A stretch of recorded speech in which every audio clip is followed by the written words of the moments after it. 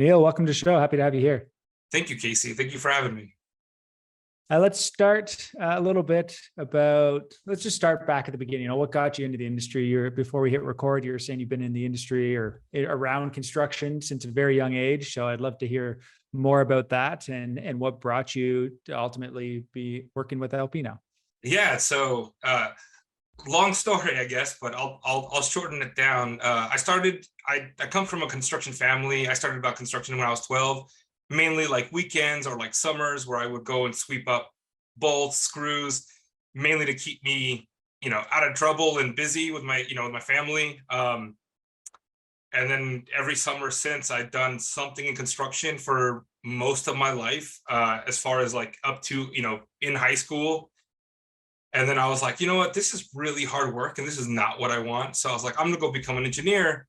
And this was based off of literally having to help my brother redraw some plans where there was like posts going through a toilet on one page for supports for a stair and one without. So it was like, man, if that person can do it, I can do it. And then I went to college. I got my engineering degree in architectural engineering from A&M Kingsville, and then I jumped back into the world of construction when Owens Corning hired me, and I worked for them for almost 11 years, and then LP picked me up, and I've been working here for about almost 2.5 years.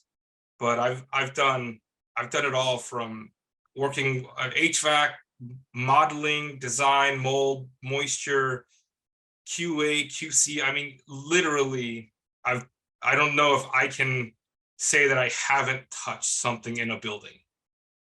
And this is all obviously relating to building science and how everything kind of works as a system. Yeah. So one of the things that like I learned was younger, it was all right, it was first in, got to claim the space. And as much as that's great back then, now as buildings are more intricate and things are tighter and closer spaced, or things are more specific to design, you really have to change the way you think about things, right? So like when I was younger, it was, put wiring through these cavities. It didn't matter how it looked, until now it's like, all right, it has to come in this direction. This side has plumbing, or this side has HVAC. And it's a big shift from being the manual labor to being the person who actually has to think about all those little nuances. And and then going from, installing a product, and then working with Owens Corning, where things started becoming more of a system as we closed off walls, mold started, potential increases if you're not careful, or other items that appear, right? So like as a system, the whole house is super important. Did you get into like the WUFI modeling and understanding all that? I do WUFI. I absolutely do WUFI. Can you maybe share a little bit about that? What it stands for and why it's important, and why we need to really understand it to make sure we're building houses that stand the test of time, and we're not just throwing a bunch of stuff into a wall and assuming it's going to work properly. Yeah, absolutely. So like one of the things, like what WUFI is a hygrothermal model that allows me to build walls, or either in 2D or 3D, and analyze them based off of internal conditions, construction materials, and external conditions. So it allows me to understand what's going on. It's a kind of true and tested product that's been around for a long time. It's improved significantly, even from the last 10 years where I started. But it's a program that I use very often to help builders analyze where they're building, because products don't always work the same in the same location in different climate zones, right? So you may have some moisture issues, you may have some other items that can occur in a cold, humid climate versus like a cold, dry climate. And we have to make sure that we understand how that works. And WUFI helps with that, right? It helps understand moisture. It helps you understand the potential mold growth. It's not the most amazing tool as far as it's from top to bottom. There is some translation, or there's nuances. You have to kind of learn the system, right?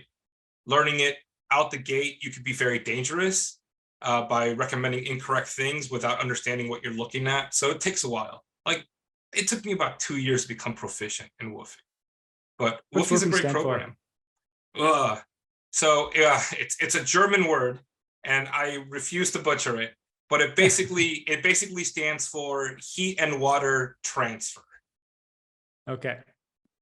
And that's just understood. So can you share some examples maybe of times that things didn't go well and why it didn't work out? So I don't know if you were around, like, I know you're doing modeling and figuring out if it's going to work or not, but did you come across something where you're like, okay, yeah, this didn't work, figure out why it didn't work, and then have to come up with a solution?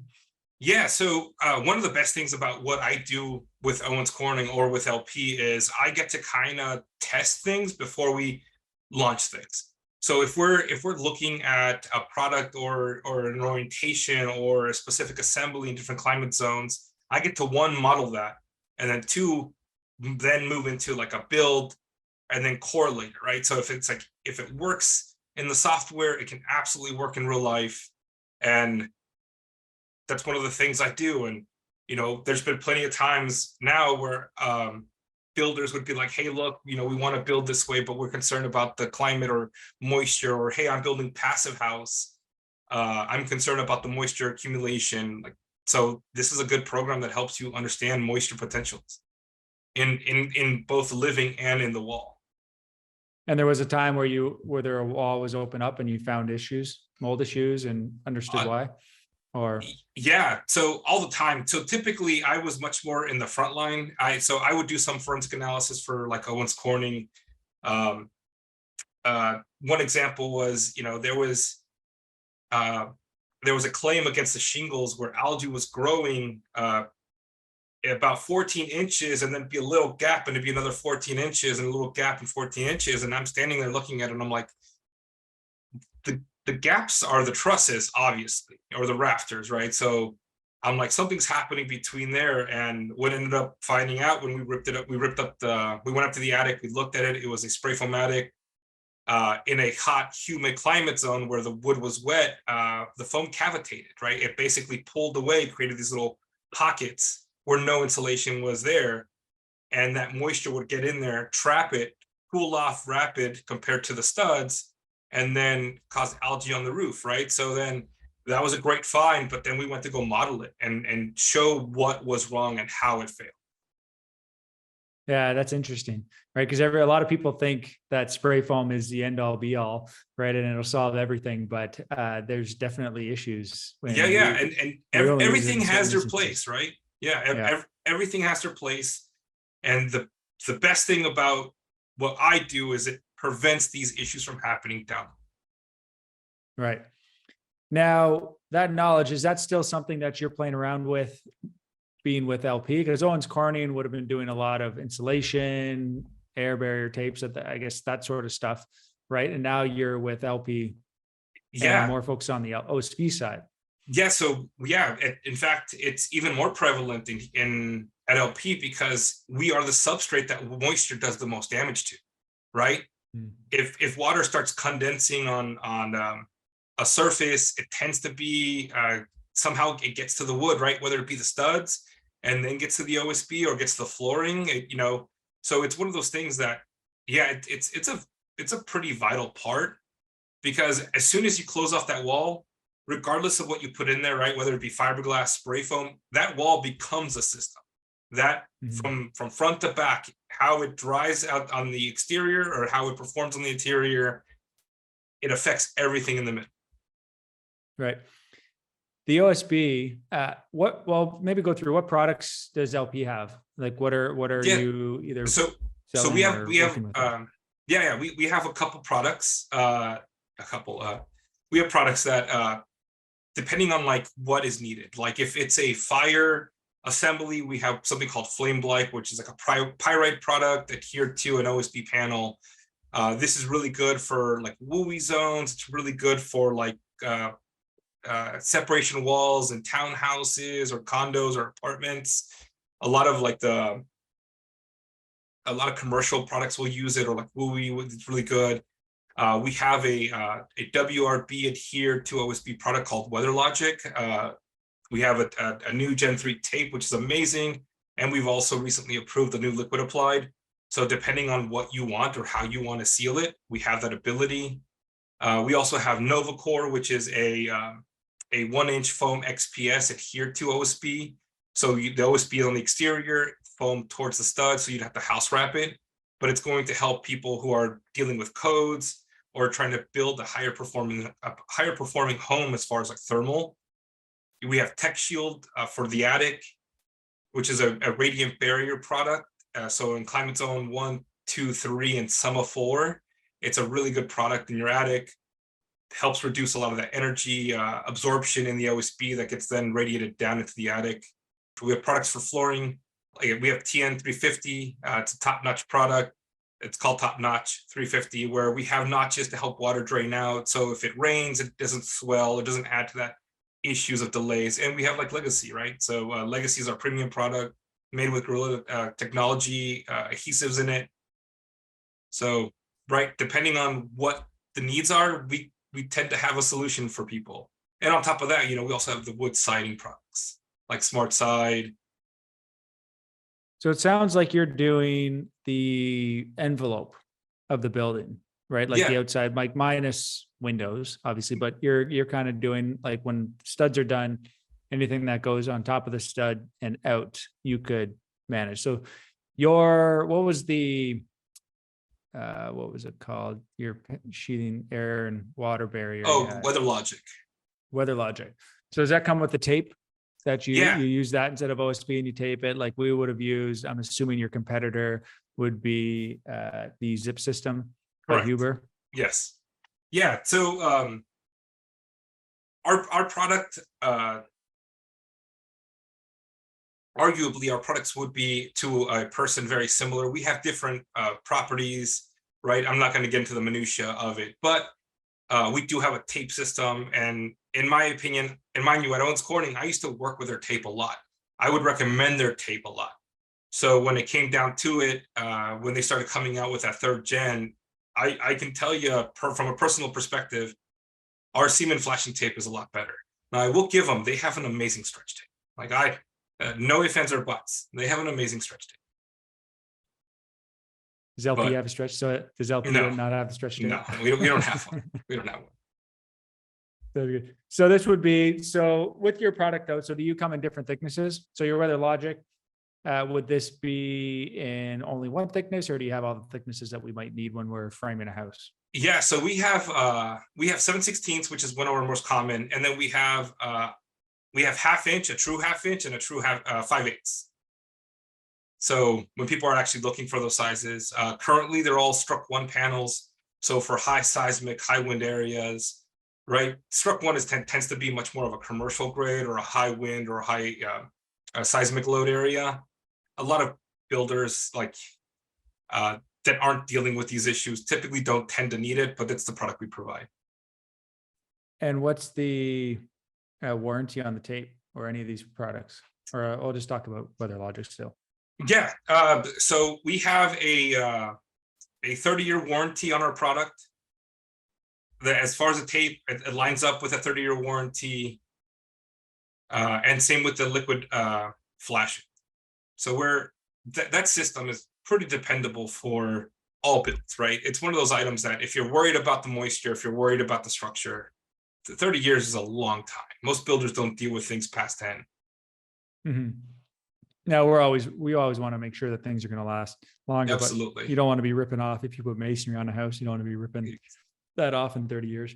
Yeah, absolutely. Now, speaking about that, let's talk a little bit about your siding. So I haven't used, I think we've used the Smartside once. We did a research project within our Canon. I think that's what they brought it in for.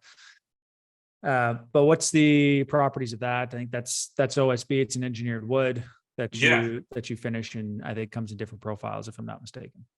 Yeah, there's so I can't speak too much to it because one, I'm on the OSB side, not the siding side. So, but I can speak to the fact that it's a great product, right? We have great colors that are very popular. We have edge seals for the product.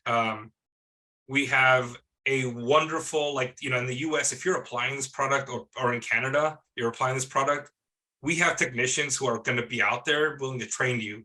As long as you can find the salesperson to come out there and train you, they'll be out there. They speak Spanish. So regardless of where you are, they're going to be able to speak to the installers who actually are installing the product. I know that comes anywhere between 12 and 16 foot lengths. There's, the OSB allows it to be impact resistant. Yeah, there's, we put products in there to help with like mold or even termites. So, we make sure that that product covers all the climate zones and all the locations that we're going to install it, from coast to Canada. Can you share a little bit about how the process of making OSB? So I'm interested in, is this actually, I know a lot of our listeners will be like, all right, is this actually helping the grander scheme of things, right? If we're using recycled wood, or what kind of products are we putting into it? Some people might be concerned about any off-gassing. Typically it's used on the outside, not as big of a deal, but still concerns around people using the products, right? Whether it's the OSB or the siding. Can you talk on those topics? 100%. So as far as the wood itself, right, we have a couple species that we use. LP has locations in Canada, America, Mexico, and Latin America. So we have a couple plants, so we have different species that we deal with. But all the wood gets treated roughly the same. We use about 99% of the wood from the bark that when we debark it. It's used to heat up the drying barrels for the flakes. All the flakes get used and we design them differently, right? So we call it engineered strand technology, where we purposely design longer lengths or shorter lengths of strands. And then of course we orient them in different ways. The industry typically has, their secrets, like plywood has layers and they change the orientation. OSB tends to be made in different directions based off of like layers also. So we have typically like a face, we have a core, and then another face, where we orient them in different ways. We mix different resins, different waxes. And then, a 1-inch board is typically almost like anywhere between 9 and 12 inches of just loose flake that get pressed really, really hard. And all that pressure adds heat, where all that resin cures and stiffens up. And these things are huge, right? These mats are anywhere between, depending on the location, anywhere between like 12 and 24 feet wide. And then they go down the line and they get ripped. And, some groups can make 12 to 24 different sheets and press them all at the same time, right? So you're talking about quite a bit of material coming out. And then all that sawdust, all the bark that gets collected is also used for fertilizer for the farms typically around the area. And then the trees themselves, we use what's called SFI, Sustainable Forest. They're going to kill me. I forget. FSC? FSI. No, I forget the name, but it's Sustainable Forestry Practices. I don't know what the I stands for. I apologize. Regardless, where we basically, every tree that we take up, we plant. They're typically on a life cycle where at the point where they stop reducing consuming as much carbon as possible is typically right where we get them. So, trees in the first 10 years, roughly 10 years of their life, they'll consume anywhere between like 50 to 75% of the CO2 that's in the air to grow. After that, it's reduced significantly. So right about that 10-year mark is typically when we farm them, when we harvest the wood through practices that are monitored by third parties and all that stuff, right? Because it's a lot of eyes are always on wood. Now, is that across? I'm assuming that's across all your plants, because you have plants Canada, US, Mexico, and I know that it's going to vary at the, I guess, eyes that are on you, maybe in Mexico versus in Canada. Yeah, but US, right? we typically try to stay to a standard where we focus on making sure that we have a universal standard across the whole company. So regardless of where, we try to maintain the best practices for that, but they tend to fall under like the SFI label, because all our boards are labeled SFI. Great. Now, your your boards, those also, if we're going back to the OSB, will those come in different sizes as well to make it easier? Like typically it's a 4x8 sheet, but can you get other sizes?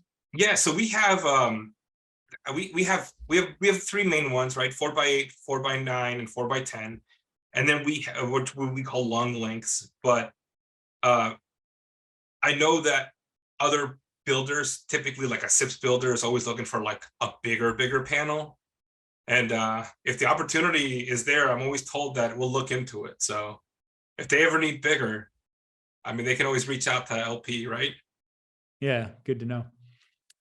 All right, now, what are some of the problems that you're facing? Well, that could be construction wise, but industry wise, like you want to share personal stuff, whatever you want. But what are some problems that you're seeing that you're coming across pretty regularly now? What are you doing to address those? You know, from a building science standpoint, I just think that it's always an uphill battle to get builders to what I feel would be the bare minimum, which is code, right? It's always a struggle to get them there. There's always someone's opinion, or like maybe a code official's understanding that's different, or maybe the builder's is different, right? So you always have to kind of find that nuance or that middle ground for them. I think that's always the biggest issue, where we get pushback on just the bare minimum, when the whole point of what we're doing, what the whole point of LP's goal is to build a better world.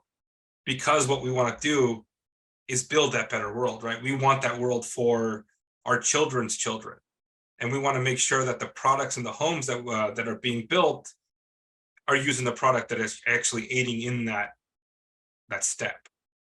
Mm-hmm. So it's one of those things that we have a product, we do all these things to help, and then we also go out and train people to install our product correctly, so it does last that beyond that warranty. I'm not claiming it lasts longer than that warranty because there was maintenance and stuff, but we always want it to last longer.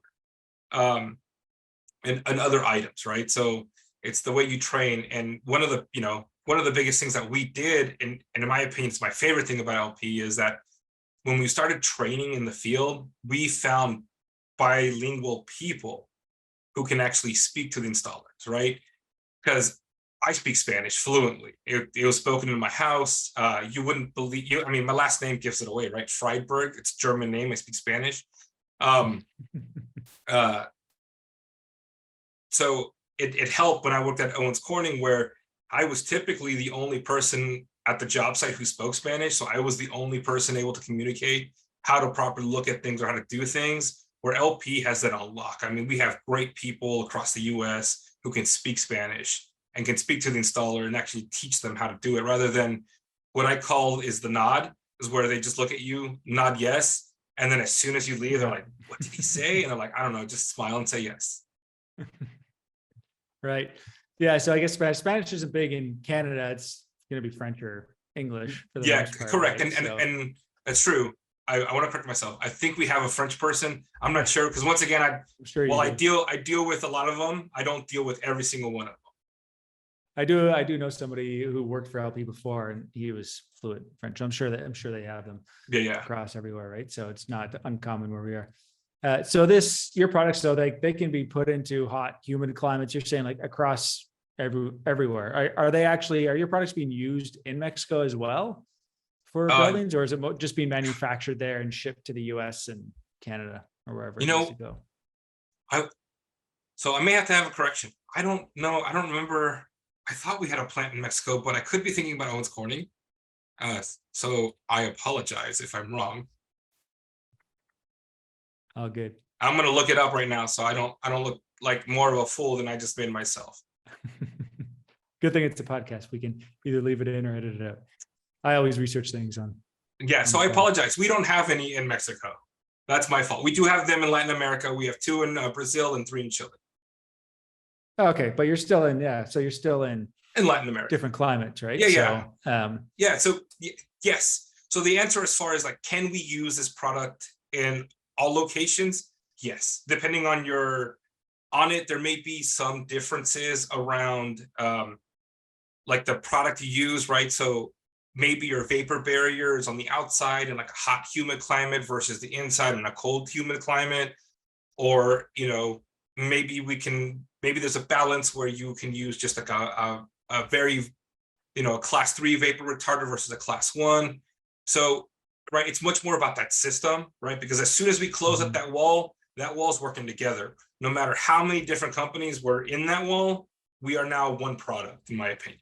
We are a wall that the builder expects to perform as he designed it, and the homeowner expects it to perform for the life of the home, right? So they never want their wall to fail. And the benefit of the building science, the benefit of the language is we can make sure that when we're working with people on installing it, they're not just understanding, okay, this is how you're installing. They also understand the why, right? If you do this, this could happen, this could mess up, you can hold back, So we always want to make sure that we're installing things in the proper orientation based off of our instructions, and any other manufacturer instructions. So like, Tech Shield, for example, we don't want that in cold climates because moisture can tend to condensate on that shiny surface, right? It gets cool faster. And some people initially started putting the shiny side up because you think radiant barrier, the shiny side needs to be pointing back to the sun, right? That's where you're getting all that heat out. That's not how our product works. Our product works by holding back that heat that is absorbed by that OSB. So, we want to just make sure that they understand it, so that, the language barrier and knowing the product and how it works in the right locations, it's always going to be key on that home. So if there's any contract, I know there'll be contractors listening to this and they're interested in learning more about the products. Is there a place where they can go to find their reps so they can get maybe somebody to come by and talk to them and their team, or just do a video call even like this? Like how does LP go out and train? Yeah, sure. There's a lot of ways to do it. lpcorp.com is always the best location to find all our information. There's a way to contact us there. There's a way to get a hold, find out who your salesperson is or who's selling the product around your area. And where if the product that you want isn't there, most areas have the ability to bring it in. So it may have a conversation, or the salesperson has to go and speak to them. Like, the opportunities are great where you're always going to be able to deal with a salesperson. And then on top of that, training comes with that, right? So if you're dealing with a salesperson and you're new to this product and you want to use it, that salesperson is going to bring in the technical support every time. So if it's like, hey, look, this is the first time we're doing it in our house, I'd like you to come check on it. Great. And then we do have a certified installer program that they're checked on, periodically, where they get their jobs inspected. They may get some retraining. There's other programs that we have for installers too, especially on the siding side. Oh, that's great to hear. Now, what are you most excited about in the future? Whether it's, with LP and products that you see coming down the line, or just in general about what you see in the industry? Yeah, I'm just excited for the building, right? Building is changing rapidly in some areas, slow in some areas. We're developing products to be, at the forefront. We're developing air sealing systems. We're developing application systems. We're working on how to even better install products. So there's a lot of stuff coming down the line from LP, and as the industry in a whole. I'm part of a couple groups, like ASHRAE and ASTM, where these things are, anywhere between 5 to 10 years before it comes to the average builder or the average contractor. And you get to hear, the things that are happening, or the studies that are existing, or, the new data that came out, finding mold in different locations and different orientations, right? Or like different pressures. It's a lot, but it's great. Building's not going to stop anytime soon, and it's a great field to be in.